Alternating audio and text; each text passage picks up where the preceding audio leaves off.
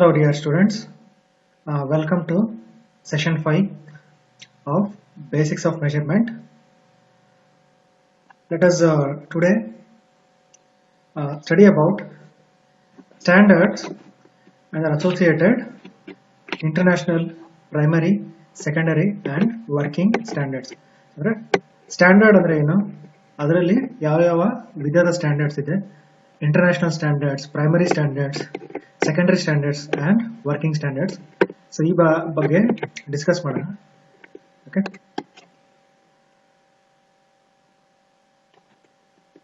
so standards. A standard is a physical representation of a unit of measurement. ಅಂದ್ರೆ standard ಅನ್ನೋದು ಒಂದು ಭೌತಿಕವಾದ ಒಂದು ನಮೂನೆ. Okay, so it's a representation of unit of measurement. Okay, so for example ಈಗ 1 metre. So 1 metre ಅನ್ನೋದು measurement ಹೇಗೆ ನೀವು measure ಮಾಡ್ತೀರಾ? ಸೊ ನಿಮ್ಮ ಹತ್ರ ಒಂದು ರೂಲರ್ ಇರುತ್ತೆ, ಸ್ಕೇಲ್ ಅಥವಾ ರೂಲರ್. ಸೊ ಅದ್ರಲ್ಲಿ 1 ಮೀಟರ್ದು ಅಥವಾ ಟೇಪ್, ಸೊ ಅದ್ರಲ್ಲಿ 1 ಮೀಟರ್ ಮಾರ್ಕಿಂಗ್ ಇರುತ್ತೆ. ಸೊ ಆ 1 ಮೀಟರ್ನ ನೀವು ಏನ್ ಮಾಡ್ತೀರಾ, ಸ್ಟ್ಯಾಂಡರ್ಡ್ ರೆಫರೆನ್ಸ್ ಆಗಿ ಯೂಸ್ ಮಾಡಿ ನಿಮ್ಮ ಮೆಜರ್ಮೆಂಟ್ ನ ಮಾಡ್ತೀರಾ. Okay, so a known accurate measure of physical quantity is termed as a standard. So ಇದು ಒಂದು ಆಕ್ಯುರೇಟ್, ಸೊ ಕರಾರುವಾಕ್ಕಾದ ಒಂದು ಮೆಜರ್ಮೆಂಟ್ ಅನ್ನ ಒಂದು ವ್ಯಾಲ್ಯೂನ ನಾವೇನಂತ ಕರಿತೀವಿ, ಸ್ಟ್ಯಾಂಡರ್ಡ್ ಅಂತ ಕರಿತೀವಿ. ಓಕೆ, ಸೊ ಈಗ ಡಿಫ್ರೆಂಟ್ ಪದಾರ್ಥಗಳನ್ನ ಮೆಜರ್ ಮಾಡೋಕ್ಕೆ ಡಿಫ್ರೆಂಟ್ ಸ್ಟ್ಯಾಂಡರ್ಡ್ಸ್ ಇದೆ. ಫಾರ್ ಎಕ್ಸಾಂಪಲ್ ವೆಯ್ಟ್ ಮೆಜರ್ ಮಾಡೋದಕ್ಕೆ ಕಿಲೋಗ್ರಾಮ್ಸ್ ಅಂತ ಕರಿತೀವಿ ಅಥವಾ ಗ್ರಾಮ್ಸ್ ಅಂತ ಕರಿತೀವಿ. ಲೆಂತ್ ಮೆಜರ್ ಮಾಡೋದಕ್ಕೆ ಮೀಟರ್ಸ್, ಕಿಲೋಮೀಟರ್ಸ್ ಅದನ್ನ ಯೂಸ್ ಮಾಡ್ತೀವಿ, ಸೆಂಟಿಮೀಟರ್ಸ್ ನ ಯೂಸ್ ಮಾಡ್ತೀವಿ. ಅದೇ ರೀತಿ ಟೆಂಪರೇಚರ್ ಮೆಜರ್ ಮಾಡೋದಕ್ಕೆ ಕೆಲ್ವಿನ್ ಅಂತ ಯೂಸ್ ಮಾಡ್ತೀವಿ, ಡಿಗ್ರಿ ಸೆಂಟಿಗ್ರೇಡ್, ಫ್ಯಾರನೈಟ್. ಸೊ ಅದು different standards. But all the standards are preserved at the International Bureau of Weights and Measures at Sèvres, Paris. So ಇದೊಂದು organisation, so international organisation. So ಇದರ ಕೆಲಸ ಏನು ಅಂದ್ರೆ ಪ್ರಪಂಚದ ಬೇರೆ ದೇಶಗಳಲ್ಲಿ ಉಪಯೋಗಿಸುವಂತ ಒಂದು ಸ್ಟ್ಯಾಂಡರ್ಡ್ಸ್ ಅನ್ನ ಏನ್ ಮಾಡುತ್ತೆ, ಅದು ಡಿಫೈನ್ ಮಾಡ್ತಾರೆ. ಓಕೆ, ಸೊ ಡೆಫಿನೇಷನ್ ಕೊಡ್ತಾರೆ. ಸೊ ಡೆಫಿನೇಷನ್ ಕೊಟ್ಟು ಒಂದು ಪ್ರೋಟೋಟೈಪ್ ಅಂತ ಮ್ಯಾನುಫ್ಯಾಕ್ಚರ್ ಮಾಡ್ತಾರೆ. ಆ ಪ್ರೋಟೋಟೈಪ್ ನ ಅವರು ಲ್ಯಾಬ್ ಅಲ್ಲಿ ಇಟ್ಕೊಂತಾರೆ. ಸೊ ಅದು ಅಲ್ಟಿಮೇಟ್ ಸ್ಟ್ಯಾಂಡರ್ಡ್. ಸೊ ಇಡೀ ಪ್ರಪಂಚದಲ್ಲಿ ಈಗ 1 ಕಿಲೋಗ್ರಾಮ್ ಅಂದ್ರೆ, ಸೊ ಅದಕ್ಕೊಂದು ಪ್ರೋಟೋಟೈಪ್ ಇದೆ. ಸಮ್ ಮೆಟಲ್ ಸಿಲಿಂಡರ್ ಇದೆ, it is kept at some temperature, at some pressure. So ಆ ರೀತಿ ಏನಾಗುತ್ತೆ, so international bureau of weights and measures, so it keeps track of all the standards present in the world. For example, the fundamental unit of length in the international system is the meter. So 1 meter is defined as the distance between two fine lines engraved on a gold plugs near the ends of a platinum iridium alloy at 0 degree centigrade and mechanically supported in a prescribed manner. So ಇದು definition ಅಷ್ಟೇ. 1 metre ಅಂದ್ರೆ ಏನು? So some platinum iridium alloy rod ಅಲ್ಲಿ 2 fine engraving marking ಮಾಡಿದ್ದಾರೆ. So marking ಮಧ್ಯದಲ್ಲಿ ಇರುವಂತ ಏನು distance ಇದೆ, so the distance is defined as 1 metre. Okay, so ನಾವು ಏನ್ ಬೇಕಾದ್ರೂ ಡಿಫೈನ್ ಮಾಡ್ಕೊಬಹುದಿತ್ತು 1 ಮೀಟರ್ ಅನ್ನೋದನ್ನ. ಬಟ್ ಇಂಟರ್ನ್ಯಾಷನಲಿ ಅಪ್ರೂವ್ ಆಗಿದೆ, ಮತ್ತೆ ಎಲ್ಲಾ ದೇಶಗಳು ಅಕ್ಸೆಪ್ಟ್ ಮಾಡ್ಕೊಂಡು ಈ ಒಂದು ಡೆಫಿನೇಷನ್ ನ ಅಕ್ಸೆಪ್ಟ್ ಮಾಡ್ಕೊಂಡಿದ್ದಾರೆ. ಸೊ ದಟ್ ಈಸ್, ಸೊ ಒಂದು ಪ್ಲಾಟಿನಮ್ ಇರಿಡಿಯಂ ಅನ್ನೋ ಒಂದು ಲೋಹದ್ದು ಇದನ್ನ ರಾಡ್ ಅಲ್ಲಿ ಸೊ 2 ಮಾರ್ಕಿಂಗ್ ಮಾಡಿದ್ದಾರೆ 2 ಎಂಡ್ ಅಲ್ಲಿ. ಸೊ ಆ 2 ಮಾರ್ಕಿಂಗ್ ಮಧ್ಯದಲ್ಲಿ ಇರುವಂತಹ ಒಂದು ಡಿಸ್ಟೆನ್ಸ್ ಏನಿದೆ, so that is described as 1 metre. Okay, so this is international standards. Okay, so coming to international standards. So international standards are defined by international agreement. Okay, so international ಅಂದ್ರೆ ಎಲ್ಲ ದೇಶಗಳು ಒಗ್ಗೂಡ್ಬಿಟ್ಟು ಒಂದು ಒಪ್ಪಂದ ಮಾಡ್ಕೊಂಡಿದ್ದಾರೆ. ಸೊ ಏನಂತಂದ್ರೆ ಒಂದು international standards ಅನ್ನ ನಾವು ಕ್ರಿಯೇಟ್ ಮಾಡಿ, ಸೊ ಇಂಟರ್ನ್ಯಾಷನಲ್ ಸ್ಟ್ಯಾಂಡರ್ಡ್ಸ್ ಅನ್ನ ಎಲ್ಲಾ ದೇಶಗಳು ಅಡಾಪ್ಟ್ ಮಾಡ್ಕೊಳ್ಳಿ. ಈಗ ಕಿಲೋಗ್ರಾಮ್ ಅಂದ್ರೆ, ಸೊ ನೀವು ಯಾವ ದೇಶದಲ್ಲಿ ಹೋದ್ರು 1 kilogram it weighs the same, almost same. Okay, physically. So ಅದನ್ನ ಎಲ್ಲಾ ದೇಶಗಳು ಒಪ್ಕೊಂಡು ಮಾಡಿರುವಂತಹ ಒಂದು standard, international standards. So they are periodically evaluated and checked by absolute measurements in terms of fundamental units of physics. So standards ಅಂದ್ರೆ one time ಮಾಡ್ಬಿಟ್ಟು ಅದನ್ನೇ 100 ವರ್ಷ ಉಪಯೋಗಿಸುತ್ತೀವಿ ಅಂತಲ್ಲ. So maybe after 10 years, 20 years, 50 years ಅದನ್ನ recheck ಮಾಡ್ತಾರೆ. So ಅದು definition ಏನಿದೆ, ಡೆಫಿನೇಷನ್ ಕರೆಕ್ಟ್ ಆಗಿ ಇದೆಯಾ ಅಂತ ಮತ್ತೆ ರೀಚೆಕ್ ಮಾಡಿ ಏನಾದ್ರೂ ಮಿಸ್ಟೇಕ್ಸ್ ಅಥವಾ ಡಿವಿಯೇಷನ್ ಇದ್ರೆ ಅದನ್ನ ಕರೆಕ್ಟ್ ಮಾಡಿ so they still keep that prototype. So measurement prototype ಅಂತ ಕರಿತೀವಿ, ಒಂದು ನಮೂನೆ. ಸೊ ಆ ಪ್ರೋಟೋಟೈಪ್ ಅನ್ನ ನಾವೇನ್ ಮಾಡ್ತೀವಿ, so just keep it at that laboratory, international bureau of weights and measures. Next, they represent a certain units of measurement to the closest possible accuracy attainable by the science and technology of measurement. So ಇದರ ಅರ್ಥ ಏನಂದ್ರೆ, ಈಗ ವಿಜ್ಞಾನ ಮತ್ತೆ ತಂತ್ರಜ್ಞಾನ, science and ಟೆಕ್ನಾಲಜಿಯಿಂದ so ನೀವು ಏನೊಂದು measurement ಮಾಡ್ತೀರಾ, ಸೊ ಅದು ಎಷ್ಟು ಆಕ್ಯುರೇಟ್ ಆಗಿ ಮಾಡೋಕ್ಕಾಗುತ್ತೆ, ಸೊ ಅಷ್ಟು ಆಕ್ಯುರೇಟ್ ಆಗಿ ಅಲ್ಲಿ ಮೆಜರ್ ಮಾಡಿ ಕೊಟ್ಟಿರ್ತಾರೆ. ಓಕೆ, ಫಾರ್ ಎಕ್ಸಾಂಪಲ್ 1 ಮೀಟರ್ ಅಂತ ಮೆಜರ್ ಮಾಡಿದ್ರೆ ನೀವು, ಸೊ 1 ಮೀಟರ್ ನೀವು ಸ್ಕೇಲ್ ಅಲ್ಲಿ ಮೆಜರ್ ಮಾಡಿದ್ರೆ ಅಪ್ರಾಕ್ಸಿಮೇಟ್ 1 ಮೀಟರ್ ಮಾಡಿದ್ರೆ ಸ್ವಲ್ಪ ಕಮ್ಮಿನೇ ಇರ್ಬೋದು, ಸ್ವಲ್ಪ ಜಾಸ್ತಿನೇ ಇರ್ಬೋದು. ಬಟ್ ಇಂಟರ್ನ್ಯಾಷನಲ್ ಸ್ಟ್ಯಾಂಡರ್ಡ್ಸ್ ಅಲ್ಲಿ ಆ ರೀತಿ ಡಿವಿಯೇಷನ್ಸ್ ಇರಬಾರದು. ಸೊ ಅದಕ್ಕೆ ಎಕ್ಸಾಕ್ಟ್ ಆಗಿ 1 ಮೀಟರ್ ಬರೋ ರೀತಿನೇ ಅವರು ಏನ್ ಮಾಡಿರ್ತಾರೆ, ಚೆಕ್ ಮಾಡ್ತಾರೆ. ಸೊ ಅವ್ರಿಗೆ ಬೇರೆ ಬೇರೆ ಟೂಲ್ಸ್ ಇರುತ್ತೆ.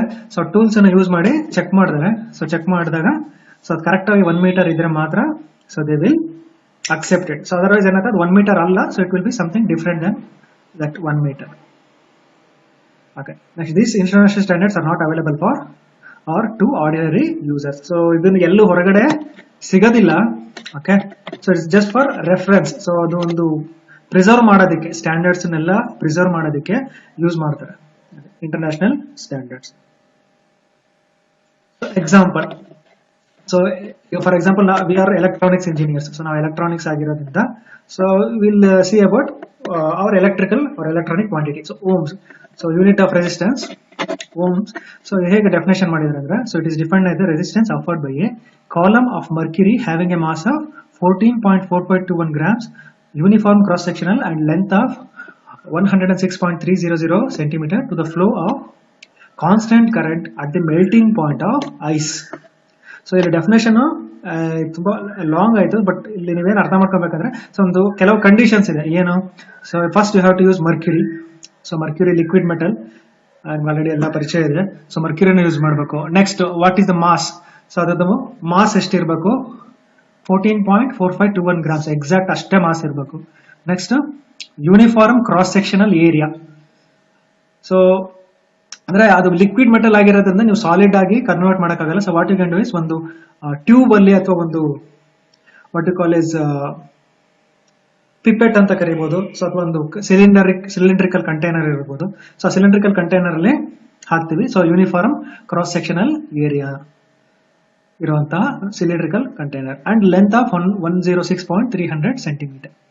ಸೊ ಅಂದ್ರೆ 106.3 centimeter ಅಷ್ಟು ಉದ್ದ ಇರುವಂತಹ ಒಂದು ಸಿಲಿಂಡ್ರಿಕಲ್ ಕಂಟೈನರ್ ಅಲ್ಲಿ, ಯೂನಿಫಾರ್ಮ್ ಕ್ರಾಸ್ ಸೆಕ್ಷನಲ್ ಏರಿಯಾ ಇರುವಂತಹ ಕಂಟೈನರ್ ಅಲ್ಲಿ 14.4521 grams ಮರ್ಕ್ಯುರಿನ ನೀವು ಫಿಲ್ ಮಾಡ್ತೀರಾ. ಸೊ ಫಿಲ್ ಮಾಡಿ, ಸೊ 2 ಎಣ್ಣೆ ಸೀಲ್ ಮಾಡಿ 2 ಕಂಡಕ್ಟಿಂಗ್ ಇದನ್ನ ಏನೋ ಕನೆಕ್ಷನ್ ಕೊಡ್ತೀರಾ. ನೆಕ್ಸ್ಟ್ ಅಲ್ಲಿ ಕರೆಂಟ್ ನ ಫ್ಲೋ ಮಾಡ್ತೀರಾ. ಓಕೆ, ಒಂದು ಕಾನ್ಸ್ಟೆಂಟ್ ಕರೆಂಟ್ ನ ಪಾಸ್ ಮಾಡ್ತೀರಾ. ಸೊ 1 ಆಂಪಿಯರ್ ಇರ್ಬೋದು. ಸೊ ಕರೆಂಟ್ ಪಾಸ್ ಮಾಡ್ತೀರಾ at melting point of ice. So melting point of ice 0 degree centigrade. So 0 degree centigrade ಅಲ್ಲಿ 1 ಆಂಪಿಯರ್ ಕರೆಂಟ್ ನ ಪಾಸ್ ಮಾಡಿದ್ರೆ ಈ ಒಂದು ಸೆಟಪ್ ಎಷ್ಟು ರೆಸಿಸ್ಟೆನ್ಸ್ ಆಫರ್ ಮಾಡುತ್ತೋ, so that is defined as 1 ohm. Okay, so ಅದನ್ನ next ಅದನ್ನ ಯು ಕ್ಯಾನ್ ಎಕ್ಸ್ಟೆಂಡ್ 1 ohm ಇರೋದನ್ನ 100 ohm, 1000 ohm, kilo ohm. So 10 times ಇದ್ರೆ 10 ohm. ಸೊ 100 ಟೈಮ್ಸ್ ಇದ್ರೆ 100 ohm, 1000 ಟೈಮ್ಸ್ ಇದ್ರೆ 1000 ohm. ಸೊ ಆ ರೀತಿ you can extend. So similarly, international amperes. So this has another definition. So it is an unvarying current when passed through a solution of silver nitrate in water, which is prepared in accordance with stipulated specification, deposits silver at the rate of 0.00111,800 grams per second. So andre 1 ampere ಅಂದ್ರೆ ಹೇಗೆ measure ಮಾಡ್ತೀರಾ? How do you measure 1 ampere? So it is some unvarying current, ಅಂದ್ರೆ DC current. So direct current ನ pass ಮಾಡ್ತೀರಾ some solution. So what solution? Silver nitrate solution.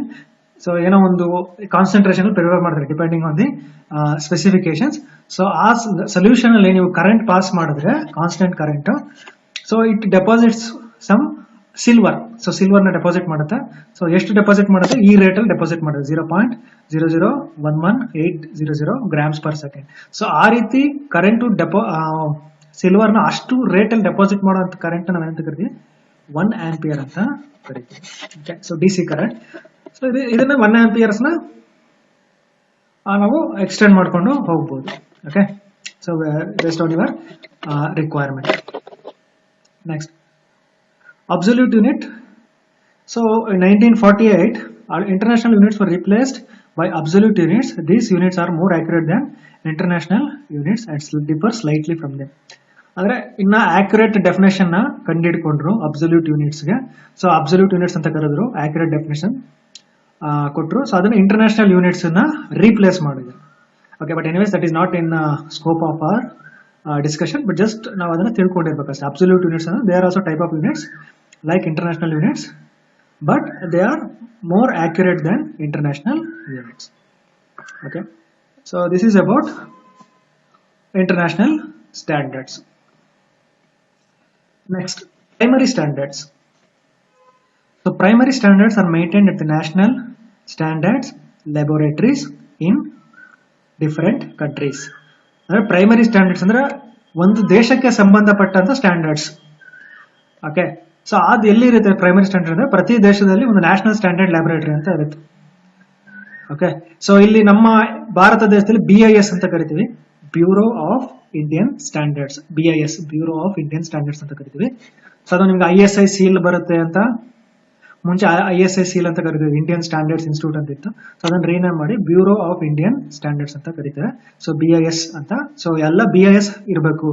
BIS mark ಇದ್ರೆ ಅದು ನಿಮ್ಗೆ standard value ಇದೆ ಅಂತ ಅರ್ಥ. ಸೊ ಫಾರ್ ಎಕ್ಸಾಂಪಲ್, ನೀವು ಚಿನ್ನದಲ್ಲಿ ಅಡ್ವರ್ಟೈಸ್ಮೆಂಟ್ ಎಲ್ಲ ಬರ್ತಾ ಇರುತ್ತೆ ನಿಮಗೆ ಗೋಲ್ಡ್ ಜ್ಯುವೆಲರ್ಸ್ ಬಗ್ಗೆ.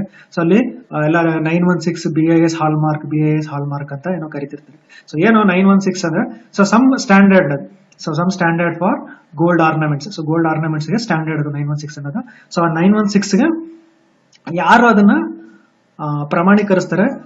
ಸೊ ಇವರು bureau of Indian standards. Okay, so ಅದೇ ರೀತಿ ಅಮೆರಿಕಾದಲ್ಲಿ ANSI ಅಂತ ಇದೆ, ಅಮೆರಿಕನ್ ನ್ಯಾಷನಲ್ ಸ್ಟ್ಯಾಂಡರ್ಡ್ಸ್ ಇನ್ಸ್ಟಿಟ್ಯೂಟ್ ಅಂತ.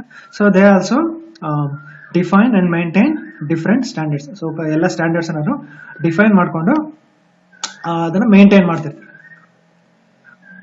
So next is the primary standards R not available for use outside the national laboratory. So ಈ ಪ್ರೈಮರಿ ಸ್ಟ್ಯಾಂಡರ್ಡ್ಸ್ ನ್ಯಾಷನಲ್ ಲ್ಯಾಬೊರೇಟರಿ ಬಿಟ್ಟು ಹೊರಗಡೆ ಅದು ಲಭ್ಯ ಇರೋದಿಲ್ಲ. ಸೊ ಯಾಕೆ ಅಂದ್ರೆ ನೆಕ್ಸ್ಟ್ ಪಾಯಿಂಟ್ ಅಲ್ಲಿ ನಾವು ನೋಡ್ತೀವಿ.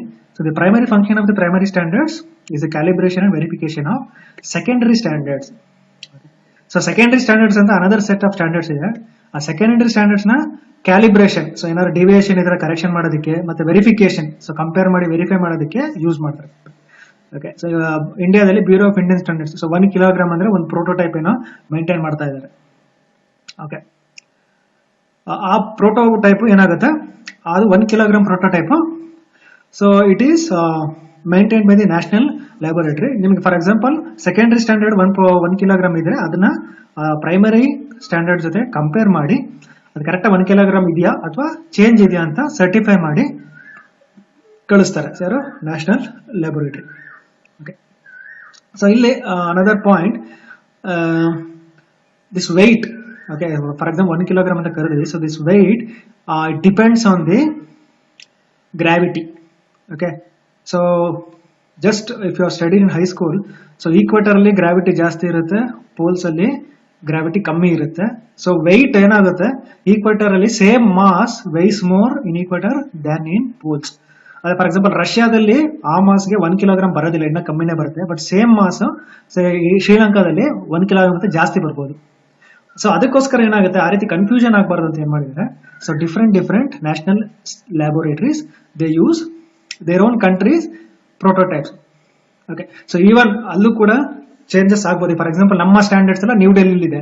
Suppose you come to the southern tip, so ತಿರುವನಂತಪುರಮಕ್ಕೆ ಬಂದ್ರೆ ಏನಾಗುತ್ತೆ, so that is near to equator. May be some milligrams ಅಷ್ಟು ವೇರಿಯೇಷನ್ ಇರ್ಬೋದು, ಬಟ್ ದಟ್ ಈಸ್ ಓಕೆ. ಯಾಕಂದ್ರೆ ನಮ್ಮ ಡೇ ಟು ಡೇ ಲೈಫ್ ಅಲ್ಲಿ ಅಷ್ಟೊಂದು ಆಕ್ಯುರಸಿ ನಮಗೆ ಬೇಕಾಗಿರಲ್ಲ. But only for this one, for calibration and verification of secondary standards we use primary standards. So moving on, secondary standards. So secondary standards andre these standards are basic reference standards used by measurement and calibration laboratories in industries. So industries ಅಂದ್ರೆ ಯಾವ್ದಾದ್ರು industry ಇದೆ. For example ಈಗ scientific equipment industry ಅಂತ ಇರುತ್ತೆ. ಈಗ ನಮ್ಮ lab ಅಲ್ಲಿ ಎಲ್ಲ ಸಪ್ಲೈ ಮಾಡ್ತಾರೆ equipments. So volt meter, ammeter, ಆಮೇಲೆ power supply, so on CRO. So ಅದಕ್ಕೆಲ್ಲ ಒಂದು ಸ್ಟ್ಯಾಂಡರ್ಡ್ಸ್ನ ಮೇಂಟೈನ್ ಮಾಡಿರ್ತಾರೆ. ಓಕೆ, ಆ ಇಂಡಸ್ಟ್ರಿ ಅವರೇನೆ ಸ್ಟ್ಯಾಂಡರ್ಡ್ ಮೇಂಟೈನ್ ಮಾಡಿರ್ತಾರೆ. ಈಗ ಆ ಇಂಡಸ್ಟ್ರಿ ಸ್ಟ್ಯಾಂಡರ್ಡ್ಸ್ಗೆ ಡಿಫ್ರೆಂಟ್ ಆರ್ಗನೈಸೇಷನ್ ಇದೆ. ಫಾರ್ ಎಕ್ಸಾಂಪಲ್ IEEE ಅಂತ ಬರುತ್ತೆ. ಸೊ IEEE ಕೊಡುವಂಥ ಸ್ಟ್ಯಾಂಡರ್ಡ್ಸ್ ಎಲ್ಲ ಪ್ರಪಂಚದಾದ್ಯಂತ ಎಲ್ಲ ಇಂಡಸ್ಟ್ರಿಗಳು ಅಳವಡಿಸ್ಕೊಳುತ್ತೆ. ಈಗ ನೀವು ಫಾರ್ ಎಕ್ಸಾಂಪಲ್ ಮೊಬೈಲಲ್ಲಿ ಏನು ಈಗ 1G 2G 3G 4G ಅಂತ ಕರಿತೀರಾ, ಅಥವಾ ಬ್ಲೂಟೂತ್ ವೈರ್ಲೆಸ್ ವೈಫೈ ಅಂತೆಲ್ಲ ಯೂಸ್ ಮಾಡ್ತೀರಾ. ಸೊ ಅದೆಲ್ಲ standards it is defined by industry. Okay, so ಇಂಡಸ್ಟ್ರಿಗೆ ಏನಾಗುತ್ತೆ, ಅದಕ್ಕೆ ಬೇಕಾದಂಥ ಸ್ಟ್ಯಾಂಡರ್ಡ್ನ ಡಿಫೈನ್ ಮಾಡ್ಕೊಳುತ್ತೆ. ಮತ್ತೆ ಆ ಇಂಡಸ್ಟ್ರಿಯಲ್ಲಿ ಬರುವಂಥ ಎಲ್ಲ ಒಂದು ಕಂಪನಿಗಳು ಅದೇ ಸ್ಟ್ಯಾಂಡರ್ಡ್ಸ್ನ ಅಡಾಪ್ಟ್ ಮಾಡ್ಕೊತಾರೆ. ಸೊ ಅಡಾಪ್ಟ್ ಮಾಡ್ಕೊಳ್ಳಿಲ್ಲ ಅಂದ್ರೆ ಏನಾಗುತ್ತೆ ಅಂದ್ರೆ ಕಂಪ್ಯಾಟಿಬಿಲಿಟಿ ಇರೋದಿಲ್ಲ. ಫಾರ್ ಎಕ್ಸಾಂಪಲ್ ನಿಮ್ಮ computer, so USB port, so USB port ಒಂದೊಂದು ಕಂಪನಿ ಒಂದೊಂದು ತರ ಶೇಪ್ ಇದ್ರೆ ಏನಾಗುತ್ತೆ, so you cannot use with different cables. So ಪ್ರತಿಯೊಂದು ಕಂಪ್ಯೂಟರ್ಗೂ ಒಂದೊಂದು ಸಪರೇಟ್ ಕೇಬಲ್ ನ ಪರ್ಚೇಸ್ ಮಾಡಬೇಕಾಗುತ್ತೆ. ಸೊ ದಟ್ ಈಸ್ ಕಾಸ್ಟ್ಲಿ, ಮತ್ತೆ that is discourages the end users. So ಅದಕ್ಕೆ ಏನಾಗುತ್ತೆ, ನೀವು ಯಾವುದೇ ಕಂಪ್ಯೂಟರ್ ತಗೊಂಡ್ರು USB ಪೋರ್ಟ್ ಶೇಪ್ ಒಂದೇ ತರ ಇರುತ್ತೆ. So because that is adapted by the computer industries. So computer manufacturing electronic industries association ಅಂತ ಕರಿತೀವಿ, EIA ಅಂತ. ಸೊ ಅವರು ಅದನ್ನ ಅಡಾಪ್ಟ್ ಮಾಡ್ಕೊಂಡಿದ್ದಾರೆ. ಸೊ ಯಾವ ರೀತಿ ಇರಬೇಕು ಪೋರ್ಟ್ಸ್ ಅಂತ. Okay, so each industry has its own secondary standard, and each industrial laboratory periodically sends a secondary standard to the national standards laboratory for calibration and comparison against the primary standard. So ಪ್ರತಿ electronic ಪ್ರತಿ ಇಂಡಸ್ಟ್ರಿನ ಅದರದೇ ಆದ ಒಂದು secondary standard ಅಂತ ಹೊಂದಿರುತ್ತೆ. So ಆ secondary standard ಅನ್ನ ಈ ನ್ಯಾಷನಲ್ ಲ್ಯಾಬೊರೇಟರಿಯಲ್ಲಿ ಇರುತ್ತಲ್ಲ, ಸೊ ಆ ಸ್ಟ್ಯಾಂಡರ್ಡ್ ಜೊತೆ ಕಂಪೇರ್ ಮಾಡೋದಕ್ಕೋಸ್ಕರ ಪೀರಿಯಾಡಿಕಲಿ ಕಳಿಸುತ್ತೆ. May be like once in 6 months or once in a year. So depending on the agreement. So agreement ಮಾಡ್ಕೊಂಡಿರ್ತಾರೆ. ಸೊ ಅಗ್ರಿಮೆಂಟ್ ಪ್ರಕಾರ ಪೀರಿಯಾಡಿಕಲಿ ಸೆಕೆಂಡರಿ ಸ್ಟ್ಯಾಂಡರ್ಡ್ಸ್ ನ ನ್ಯಾಷನಲ್ ಸ್ಟ್ಯಾಂಡರ್ಡ್ಸ್ ಲ್ಯಾಬೊರೇಟರಿ ಕಳಿಸ್ಕೊಟ್ಟು, so ಅಲ್ಲಿ calibration ಮಾಡ್ಕೊಂಡು verification ಮಾಡಿ ಮತ್ತೆ ರಿಟರ್ನ್ ಬರುತ್ತೆ. ಸೊ ಅವಾಗ so they can be sure of the accuracy of that equipment. So again ಈ ಸೆಕೆಂಡರಿ ಸ್ಟ್ಯಾಂಡರ್ಡ್ ಏನಕ್ಕೆ ಯೂಸ್ ಮಾಡ್ತಾರೆ ಅಂದ್ರೆ, so for use with working standards. Working standards ಅಂತ ನೆಕ್ಸ್ಟ್ ಓದ್ತೀವಿ. ಸೊ ವರ್ಕಿಂಗ್ ಸ್ಟ್ಯಾಂಡರ್ಡ್ ಜೊತೆ ಯೂಸ್ ಮಾಡೋದಕ್ಕೆ ಸೆಕೆಂಡರಿ ಸ್ಟ್ಯಾಂಡರ್ಡ್ಸ್ ಬೇಕಾಗುತ್ತೆ.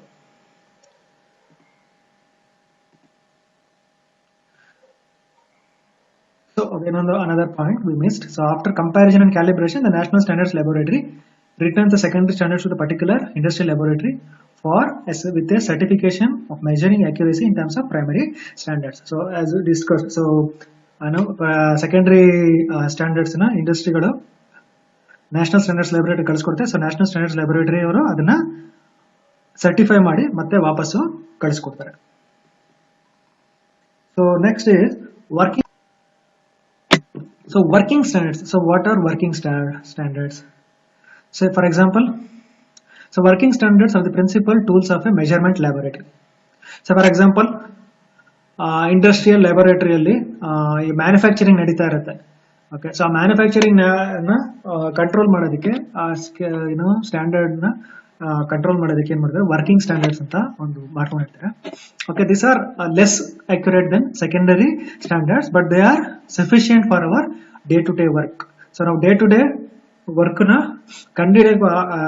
ನಡೆಸೋದಕ್ಕೆ ಈ working standards are enough. So for example ನಿಮ್ಮ ಸ್ಕೇಲ್, ಸೊ ನಿಮ್ಮ ರೂಲರ್ ಅಲ್ಲಿ 1 ಮೀಟರ್ ಅಂದ್ರೆ ಸೊ ಅದು ವರ್ಕಿಂಗ್ ಸ್ಟ್ಯಾಂಡರ್ಡ್. ಸೊ ನಿಮ್ಮ ವರ್ಕಿಂಗ್ ಕಂಡೀಷನ್ ಅಲ್ಲಿ ಡೇ ಟು ಡೇ ಲೈಫ್ ಅಲ್ಲಿ ನಾಟ್ ಸೋ ಅಕ್ಯುರೇಟ್ ಇದಕ್ಕೆ ಯೂಸ್ ಮಾಡ್ಕೊಬೋದು. ನಿಮಗೆ ಪರ್ಫೆಕ್ಟ್ ಅಕ್ಯುರೇಟ್ ಬೇಕು ಅಂದ್ರೆ so you have to go for secondary standards. So secondary standards ಅನ್ನು ನೀವು ಯೂಸ್ ಮಾಡಬೇಕಾಗುತ್ತೆ. So these standards are use to check and calibrate laboratory instrument for accuracy and performance.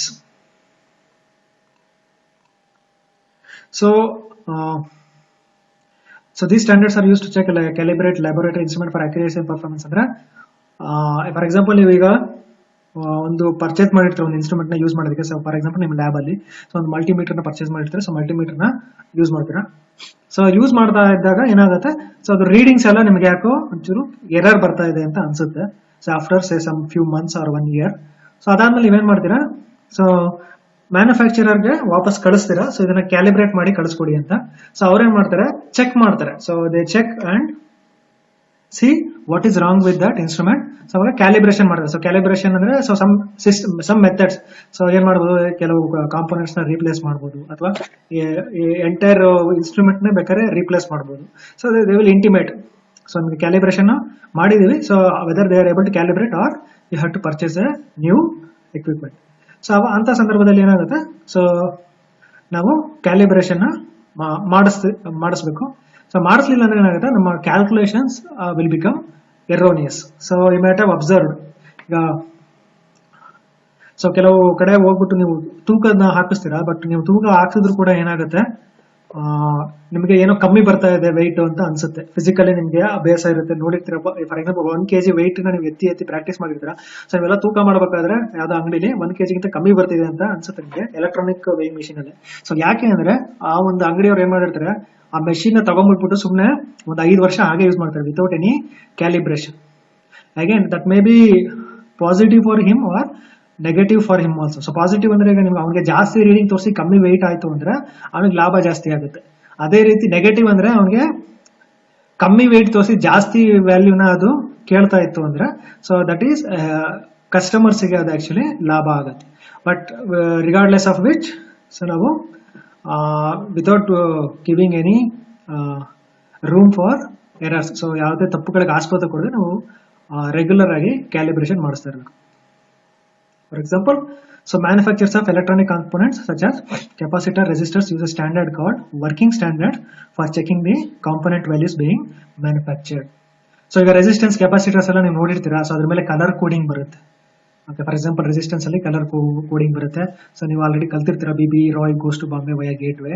So ಆ letters ನ ನೆನ್ಪಿಟ್ಕೊಂಡಿರ್ತಾರೆ 0 to 9 ಯಾವ ರೀತಿ ಬರುತ್ತೆ ಅಂತ. ಬಟ್ ಹೇಗೆ ಇಂಡಸ್ಟ್ರಿಯಲ್ಲಿ ಗೊತ್ತಾಗುತ್ತೆ ಅಂದ್ರೆ, ಸೊ ಇಂಡಸ್ಟ್ರಿಯಲ್ಲಿ ಏನ್ ಮಾಡ್ತಾರೆ ಅಂದ್ರೆ, ಸೊ ಒಂದು ಮಿಕ್ಸ್ಚರ್ ಮಾಡಿ ರೆಸಿಸ್ಟೆನ್ಸ್ ನ ಮ್ಯಾನುಫ್ಯಾಕ್ಚರ್ ಮಾಡಿ ಕೊಡ್ತಾರೆ. ಬಟ್ ಅಲ್ಲಿ ಏನಾಗುತ್ತೆ ಅಂದ್ರೆ, ಸೊ ಅವರು they try to control the quality, but sometimes it is may not be possible. So ಅವಾಗ ಏನ್ ಮಾಡ್ತಾರೆ, ಸೊ ಸುಮ್ಮನೆ ರೆಸಿಸ್ಟೆನ್ಸ್ ಮಾಡಿರ್ತಾರೆ, ಅದರಲ್ಲಿ ಕಲರ್ ಪ್ರಿಂಟ್ ಮಾಡಿರೋದಿಲ್ಲ. ಸೊ ಆ ರೆಸಿಸ್ಟೆನ್ಸ್ ಏನ್ ಮಾಡ್ತಾರೆ, ಈಚ್ ಇಂಡಿವಿಜುವಲ್ ರೆಸಿಸ್ಟೆನ್ಸ್ ನ ತಗೊಂಡೋಗಿ ಸೊ ಅವರು ಸ್ಟ್ಯಾಂಡರ್ಡ್ ರೆಸಿಸ್ಟೆನ್ಸ್ ಜೊತೆ ಕಂಪೇರ್ ಮಾಡ್ತಾರೆ, ವರ್ಕಿಂಗ್ ಸ್ಟ್ಯಾಂಡರ್ಡ್ ಜೊತೆ. ಸೊ ಅವಾಗ ಅದು ಯಾವ ರೇಂಜ್ ಅಲ್ಲಿ ಬರುತ್ತೆ ಆ ರೇಂಜ್ ಪ್ರಕಾರ ನಿಮಗೆ ಕಲರ್ ಕೋಡಿಂಗ್ ಮಾಡಿ ಕೊಡಬಹುದು. Okay, so that is one example. So even capacitors, ನೀವು ಕೆಪಾಸಿಟರ್ಸ್ ನೋಡ್ತೀರಾ, ಸಿರಾಮಿಕ್ ಕೆಪಾಸಿಟರ್ಸ್ ಎಲ್ಲ ನೋಡಿರ್ತೀರಾ. So very small capacitors. So ಅಲ್ಲಿ ನೀವು ಕೆಪಾಸಿಟೆನ್ಸ್ ನ ಕಂಟ್ರೋಲ್ ಮಾಡೋದು again it is a difficult task. So ಆ ಸಂದರ್ಭದಲ್ಲೂ ಕೂಡ ಏನ್ ಮಾಡಬಹುದು, ಸೊ ವರ್ಕಿಂಗ್ ಸ್ಟ್ಯಾಂಡರ್ಡ್ ಜೊತೆ ಕಂಪೇರ್ ಮಾಡಿ ನಿಮಗೆ ಮೋಸ್ಟ್ ಪ್ರೊಬೆಬಲ್ ವ್ಯಾಲ್ಯೂ ಯಾವ್ದು ಬರುತ್ತೆ, ಸೊ ಅದನ್ನ ನಿಮಗೆ ಪ್ರಿಂಟ್ ಆಗಿ ಕೊಡಬಹುದು. Okay, again this is just one understanding. So ನಿಮ್ಗೆ ಇನ್ನ ಡೀಪ್ ಆಗಿ ಇದ್ರ ಬಗ್ಗೆ ತಿಳ್ಕೊಬೇಕಂದ್ರೆ, so you have to visit the industry. So ಯಾವ ಮ್ಯಾನುಫ್ಯಾಕ್ಚರಿಂಗ್ ಇಂಡಸ್ಟ್ರಿ ಇದೆ, ರೆಸಿಸ್ಟೆನ್ಸ್ ಕೆಪಾಸಿಟೆನ್ಸ್ ಎಲ್ಲ, ಸೊ ನೀವು ಏನ್ ಮಾಡಬಹುದು, ಅಲ್ಲಿ ವಿಸಿಟ್ ಮಾಡಿದ್ರೆ, so if they give permission, so you can observe so what they are actually doing. So ಹೇಗೆ ಅವರು ವ್ಯಾಲ್ಯೂ ಕೊಡ್ತಾರೆ, ರೆಸಿಸ್ಟೆನ್ಸ್ ಗೆ ಹೇಗೆ ವ್ಯಾಲ್ಯೂ ಕೊಡ್ತಾರೆ, ಕೆಪಾಸಿಟರ್ಸ್ ಗೆ ಹೇಗೆ ವ್ಯಾಲ್ಯೂ ಕೊಡ್ತಾರೆ ಅಂತ ನೀವು ಅಲ್ಲೇ ನೋಡಬಹುದು. Okay, so this is about working standards. Okay, so this is about working standard, and this concludes the session. So practice questions na nanu kottidini. So practice questions na just if you practice, you can get a fair idea of what you are studied in this session. Okay, and also accompanying this video there is a multiple choice question section. So adannu kuda attempt ಮಾಡಿ. So ಅದು attempt ಮಾಡಿದಾಗ ನಿಮಗೆ again you will get a better idea of the topics which we have discussed, and also it is useful for your competitive exams. Okay, thanks for watching this video. We shall meet in the next session.